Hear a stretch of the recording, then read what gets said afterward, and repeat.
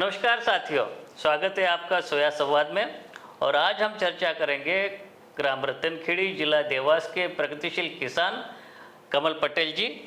पटेल साहब, आपका स्वागत है। मैं आपसे जानना चाहूँगा कि आप इस साल अपने खेत पे कौन कौन सी किस्में सोयाबीन की लगाई है और उसकी स्थिति कैसी है? साहब, इस साल लगाई है हमने NRC 142 लगाई है और 138 भी लगाई है और 130 भी लगाई है और 1135 RVSM की 1135 भी लगाई है। जिसको भी देखो साहब, एक से बढ़कर एक है। बहुत अच्छी वेराइटियाँ हैं, बहुत धूम मचा रही हैं इस साल और जोरदार वेराइटी है। इसमें जो अपनी NRC 142 है वो एक मतलब जो है उसकी हाइट 3 फीट के करीब है। अच्छा, बहुत हाइट है उसके साथ और उसका फलाव भी बहुत है। और इतना फलाव और हाइट होने के बावजूद भी वो जमीन पे आ रही। अच्छा, वो लेट नहीं रही है। लेटती नहीं, बिल्कुल खड़ी है। उसका तना मजबूत होगा, बहुत बिल्कुल मजबूत तना है उसका और बहुत अच्छी स्थिति में है साहब। मैं आपसे ये जानना, कीड़े बीमारी का इस साल जो प्रकोप चारों वैरायटी के बारे में कैसी स्थिति रही? बीमारी बिल्कुल निका बराबर आई। फिर भी हमने स्प्रे उसमें 3 स्प्रे कर दिए, लेकिन बीमारी बिल्कुल हमको लगी नहीं कि बीमारी है इसमें। हाँ, लेकिन एक मैं जानना चाहूँगा कि कौन सी दवाइयों का छिड़काव किया था आपने? ये सब है अपने पहला छिड़काव हमने जैसे अलीका का किया था और दूसरा छिड़काव हमने अपने सोलोमन का किया और तीसरा जो है ये कौन सी कोराजन के वो तीसरा किया। जबकि हमने इस साल जो है सबसे पहला छिड़काव कोराजन का करने की रिकमेंडेशन करी थी। कोई बात नहीं, होते रहता है। अब जैसे कि दूसरे लोग भी करते हैं और आपकी बात बिल्कुल सही है कि गांव में तो ऐसे होता है कि एक ने किया तो सभी लोग करते हैं। लेकिन ये मैं जानना चाहूँगा कि इस साल जो मेरा अनुभव ये रहा कि चाहे कोई भी किस्म हो, इस साल सोयाबीन में इल्लियों का प्रकोप या कीड़ों का प्रकोप बिल्कुल ना के बराबर रहा है ना।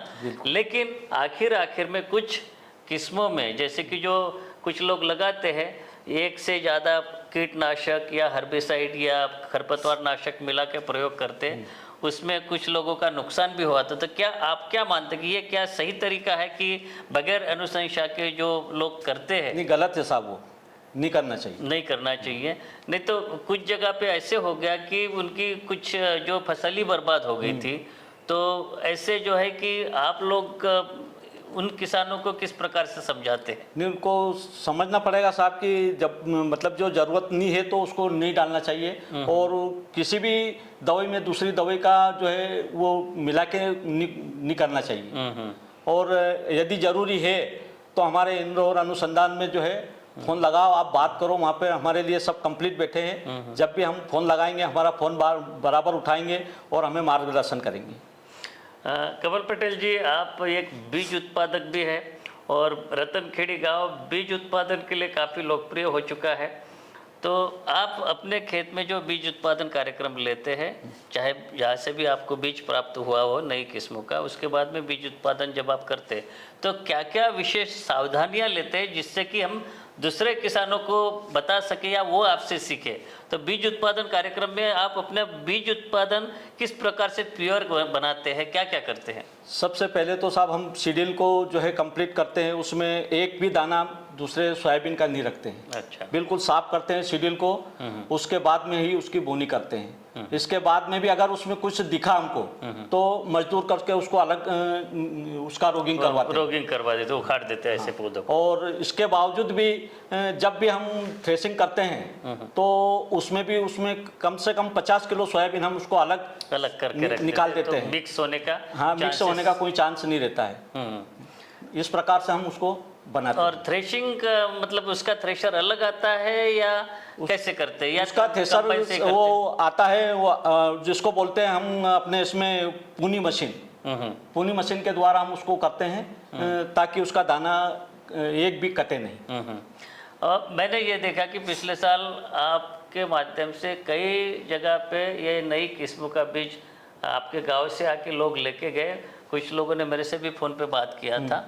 तो आप ये बताएं कि ये जो किस्में आप लगाते तो आपके पास कहाँ से किसान आते हैं और कहाँ तक बीज अपने जो नई किस्मों का गया है, कौन कौन सी जिले से? हमारे यहाँ सब आते हैं, हरदा से भी आते हैं जी। और खातेगांव से आते हैं, कन्नौज से आते हैं, नेमावर से आते हैं, इधर अपना जो है गुना है, ग्वालियर है, बारा जिला है, झालावाड़ राजस्थान, है, अच्छा। विदिशा जी। है, दमोह है, सागर है, मतलब पूरा प्रदेश अशोकनगर है। कवर हो गया है। लगातार 3 सालों से ये देख रहे हैं कि पानी की वर्षा होती है, बारिश होती है, तो कम समय में पकने वाली किस्म भी हम सही समय पे नहीं कटाई कर पाते हैं। तो जैसे कि आप देखें कि जो अधिकतर किसान जो है मध्य प्रदेश में 5560 लगाते हैं, जो कि बहुत पुरानी किस्म है, और उसको रिप्लेस करने की भी हम बात करें कि अब जो उसकी उम्र होगी उसके स्थान पे वैकल्पिक रूप से अभी बात चल रही है कि कुछ नई किस्में जो आ रही है, तो उसको रिप्लेस करने के हिसाब से हम कोशिश कर रहे हैं, लेकिन 5560 भी हम सही समय पे कटाई नहीं कर पा रहे। तो उस स्थिति में अभी जो हम देख रहे हैं कि इनमें से कौन सी वैरायटी 5560 के स्थान ले सकती है? NRC 130।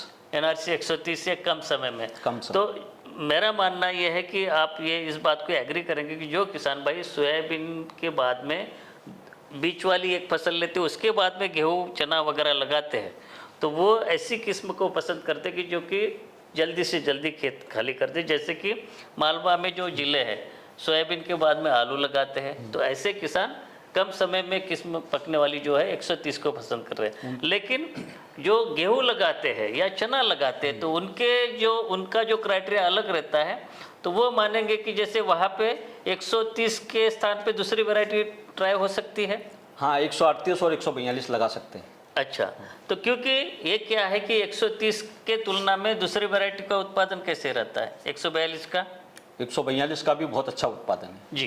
यही मेरा कहना था किसान भाइयों की, जहाँ पे हम लोग कोशिश कर रहे हैं कि जो बोलते हैं कि कम समय में पकने वाली किस्म चाहिए, तो हम ये देख सकते हैं कि जो किसान सोयाबीन की कटाई के बाद में आलू या अदरक लहसुन की फसल लेते हैं और उसके बाद में गेहूँ या चना लगाते हैं, तो ऐसी स्थिति में आप NRC 130 बहुत ही अच्छा विकल्प है आपके लिए।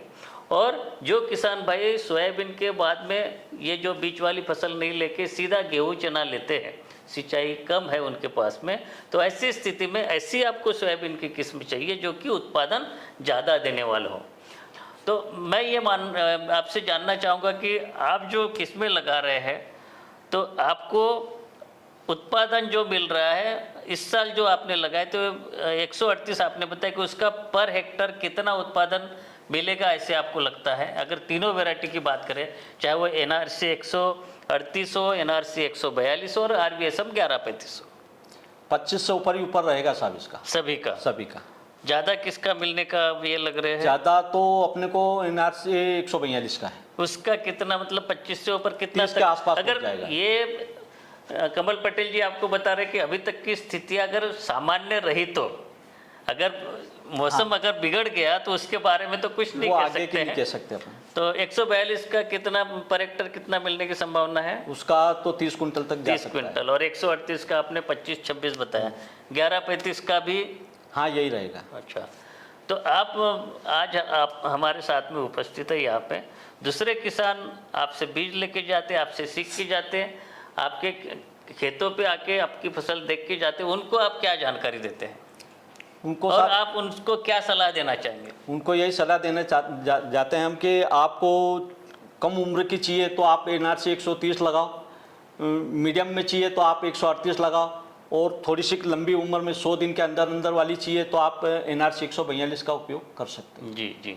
आप उसका बीज उत्पादन जब लेते हैं तो हो सकता है कि बहुत कम मात्रा में कहीं से आपको मिलता है, तो क्या दूसरे सीजन में आप बीज उत्पादन कार्यक्रम लेते हैं? हम उसको उसका मल्टीप्लाई करते हैं गर्मी के सीजन में, और उसका बीज तैयार कर लेते हैं। तो इसी बात से जुड़ी हुई एक बात है कि हम लोगों को कई हमारे जो दर्शकगण पूछते हैं कि क्या गर्मी में सोयाबीन का बीज उत्पादन या सोयाबीन उत्पादन कार्यक्रम लेना चाहिए, गर्मी में फसल लेनी चाहिए या नहीं? तो आपके अनुभव हम जानना चाहेंगे कि कई बार ये कुछ लोगों ने, किसान ने प्रयोग तो किया था, लेकिन उनको उतनी अधिक सफलता नहीं मिल पाई, या जो ये कहते कि खरीफ के मौसम में जो उत्पादन क्षमता होती है वो गर्मी में नहीं होती है। तो कई जो लोग जो है केवल बीज उत्पादन के लिए करते हैं, जो सामान्य जो किसान है उत्पादन लेना चाहता है वो उसको गर्मी में क्या सावधानियां लेनी चाहिए? उनको तो वैसे करना नहीं चाहिए। सोयाबीन बारिश के सीजन में ही उसको उनको लगाना चाहिए। ये तो कम मात्रा में बीज रहता है, इसलिए अपन उसको गर्मी में मल्टीप्लाई करके हम बारिश में उसको बढ़ा लेते हैं और फिर हम उसको ज़्यादा तादाद में लगाते हैं। चलिए, तो किसान भाइयों, आज हमने सोया संवाद में चर्चा की कमल पटेल जी से, और उन्होंने कुछ चीज़ें जो अपने अनुभव से आपको बताई। कई किस्मों की वो खेती करते हैं, बहुत अच्छा उत्पादन ले रहे हैं। उनका कहना है कि जो अनुशंसित रसायन है उसका प्रयोग करना चाहिए, और जो अनुशंसित नहीं है उसका प्रयोग नहीं करना चाहिए, क्योंकि इससे कभी कभी गलती से हमारी फसल बर्बाद भी हो सकती है। उन्होंने ये भी कहा कि आपको अपने खेत में अगर सोयाबीन की खेती करनी है कि मौसम के बदलाव को देखते हुए एक वैरायटी के ऊपर आश्रित रहने के बजाय 2 या 3 या उससे अधिक वैरायटी जो कि अलग अलग समय में पकने वाली हो, इसके बारे में भी उन्होंने बताया। तो साथियों, ऐसे ही किसी अन्य प्रगतिशील किसान के साथ में हम आपसे मिलाएंगे अगली कड़ी में, और उनके अनुभव से हम आपको बताएंगे कि वो किस प्रकार की खेती करते हैं। तो आप हमारे साथ बने रहिए। तो कमल पटेल जी, आपका बहुत बहुत धन्यवाद। बहुत धन्यवाद सर। और अगली कड़ी में मिलेंगे, तब तक के लिए आज्ञा दीजिए। बहुत बहुत धन्यवाद। नमस्कार।